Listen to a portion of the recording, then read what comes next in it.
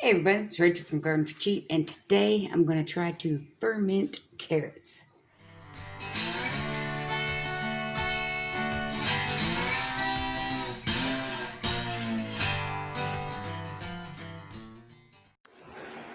Hey everybody, welcome to Garden for Cheap, me, Rachel. And this video I actually started in March. Yes, March. I was fermenting carrots. And I think it was like 5 cloves of garlic that I added with it. And you're fixing to see the process of me doing it. But in the video, I said it takes 3 to 5 days. The longer you let it sit, the better it ferments. I think I let it sit for about 2 weeks. And I tried one of the carrots. I really liked it, so I went ahead and stuck it in the fridge. It'll still ferment just slowly. A few weeks after that, I tried the garlic at the bottom. Oh, I loved it so much, I ate all 5 little tiny cloves. And then I stuck it in the fridge, waiting for me to finish my video. Well, life happens. Spring, garden, travel. So here we are, October. And I just remembered I have fermented carrots. And as far as I know, fermenting, it stays good quite a long time. And I opened it up to check, and it looks perfect, just like it did when I put it in. It smells wonderful. So, but before I do this, I guess I need to let you see how we came to this point. I'll be waiting for you. I've already got my carrots cut, my garlic, my seasonings, my salt, non-kosher, no iodine, or whatever, kosher, no iodine salt, filtered water, mason jar, quart size, water's on the pan, fixing to bring it to a boil, and to dissolve the salt. And I'll turn the camera around so you can see what I'm talking about. Alright, I already pre-chopped my carrots. And I've already put them in the jar to see if they fit, just to make sure it was a pound. And I also measured. Got itty bitty cloves of garlic. Itty bitty cloves of garlic. My seasonings, which is dill, celery seed, and then my special powder seasoning. Sea salt. And of course, the filtered water, which was the Ozarka. Made in Texas, yay! And you see my amber jar. And here we go.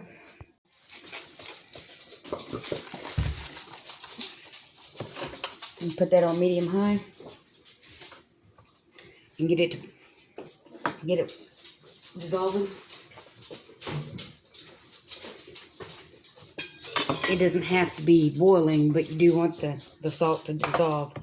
And I'm using a 2% brine. And I looked it up and did the math, and for 1.5 liters of filtered water, you'd want 30 grams of uniodized salt.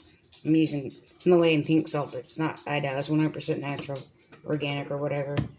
It's even vegan approved, so. And I have my seasonings already. It said to peel and mash the garlic, but I'm not going to mash it.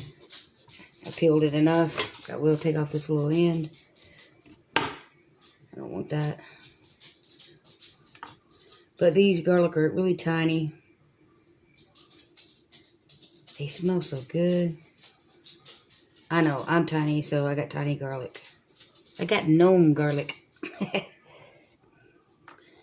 But I want to give a shout out to Miss Sherry from Family Homestead for giving me the lids. And I want to give a shout out to Gemini Homestead for giving me the weights for fermenting to get me started. Let's put that on high because I'm not patient. We'll turn it down as soon as it starts to, get warm. But from what I understand, if you refrigerate the brine, it'll last pretty much indefinitely. So if these carrots are half as good as I think they'll be, I'll be definitely making another batch. And I will have the recipe in the description.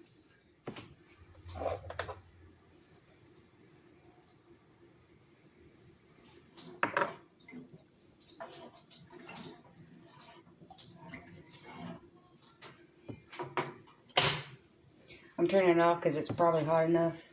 You just want it to dissolve. and make a brine.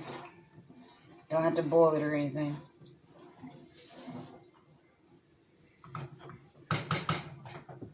We'll let that cool off. While that's cooling off, I got my amber jar. You don't have to get amber. I just didn't want to carry a big pack of, jars through Walmart. It looks like we're just a hair crooked. There we go. Technical difficulties. But the first thing we're going to do is put our seasoning in there. And the recipe that I'm going by didn't really call for that seasoning. It called for other things. But it said you could change it out for what you wanted. So that's what I did. And put my little garlic in there. And what you want to do is, I didn't really peel them, but I scrubbed them really well. And then I cut them into bite-sized pieces. And you want to put them in the jar as tightly as possible because you don't want them to float up. And I found it's easier if I lay it down like on the side like that. And then just start packing them up that way.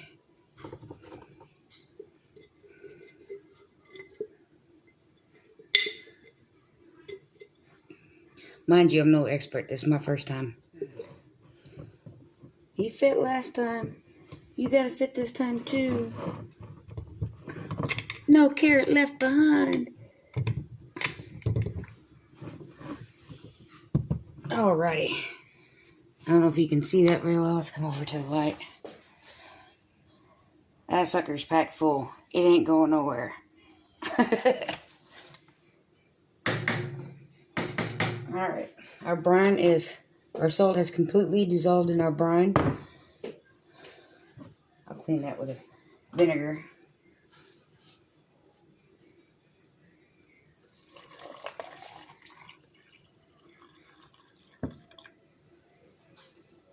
I'm going to leave an inch of head space.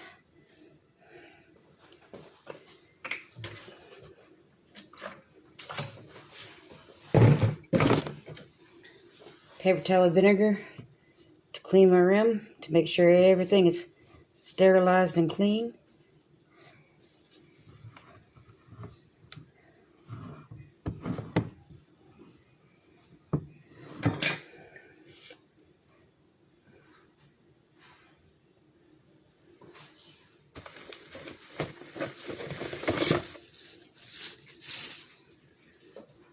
This is the lid that came in the kit that Miss Sherry from Family gave me. Put it on the one.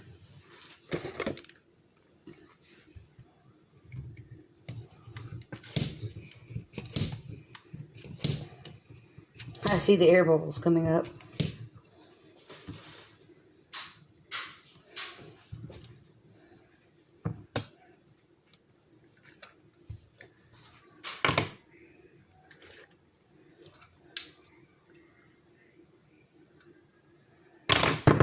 One more pump just to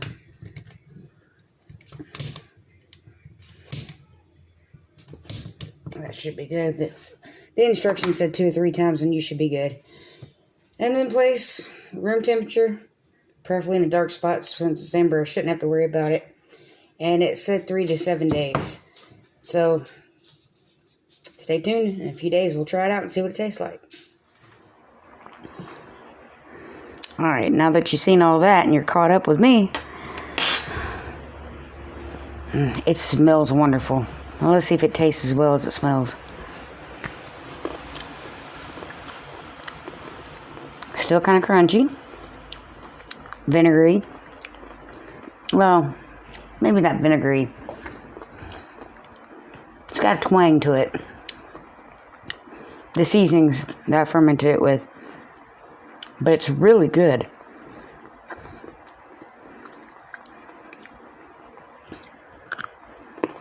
Can you hear the crunch? Impressive.